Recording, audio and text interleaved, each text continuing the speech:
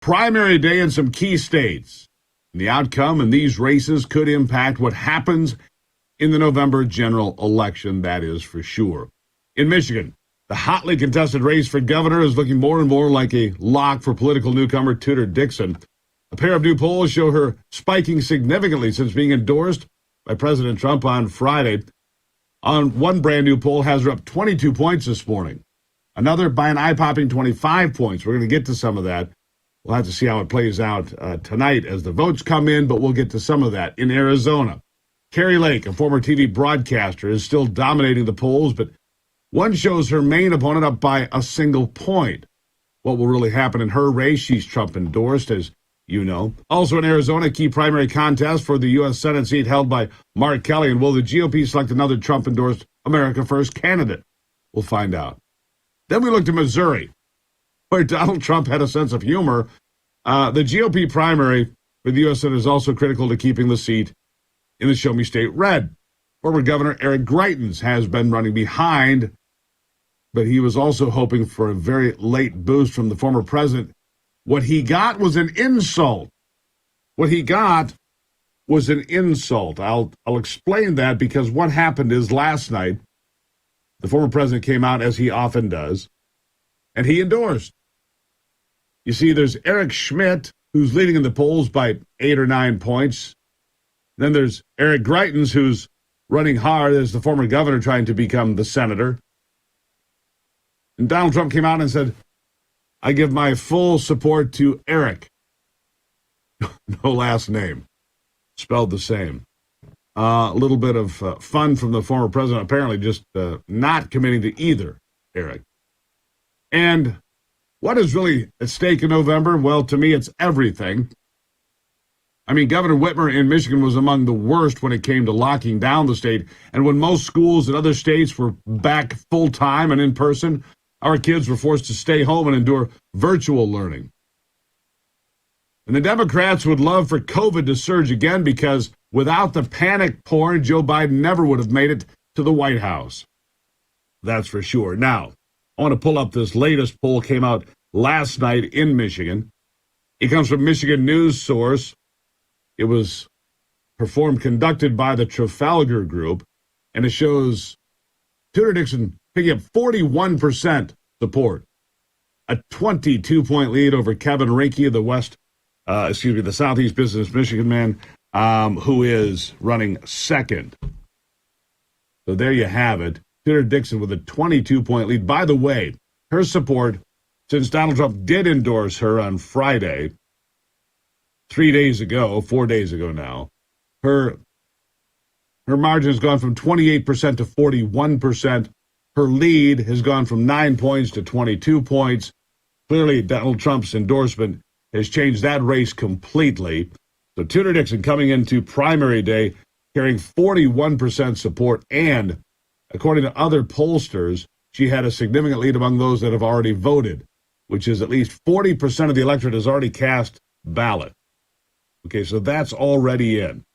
That's already been baked into the whole thing. All right, so here's where we continue today. Let's discuss what happened to lifelong Democrats during the pandemic.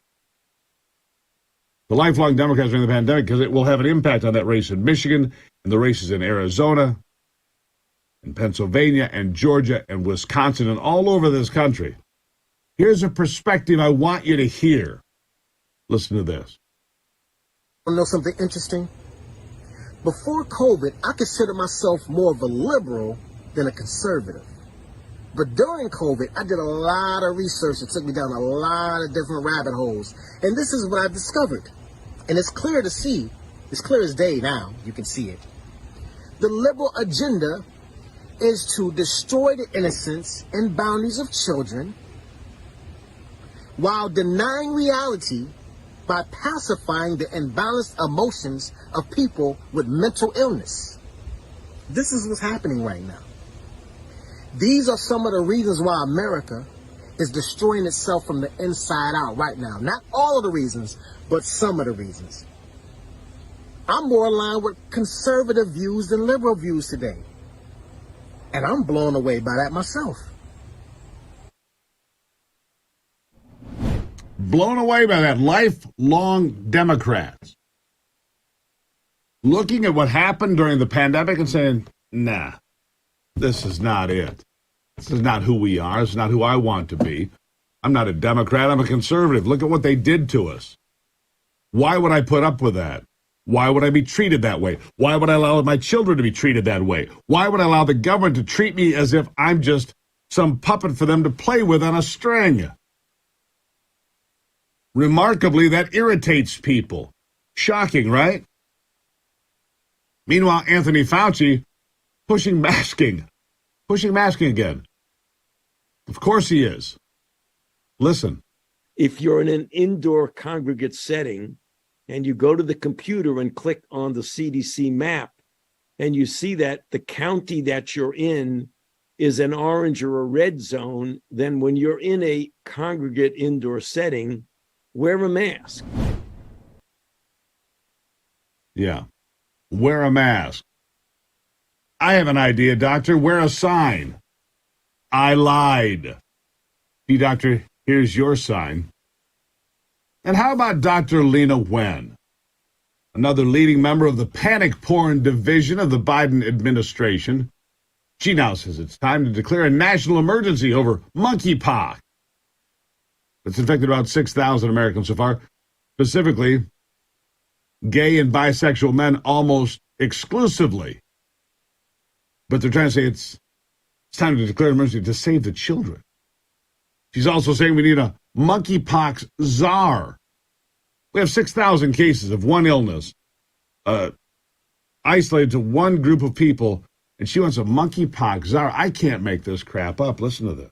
And I do think it's time for the U.S. to declare a state of emergency as well, because that will allow for a much better coordinated response. It allowed the Biden administration to appoint a monkeypox czar to oversee these efforts. It will also allow for more resources to be put into this as well.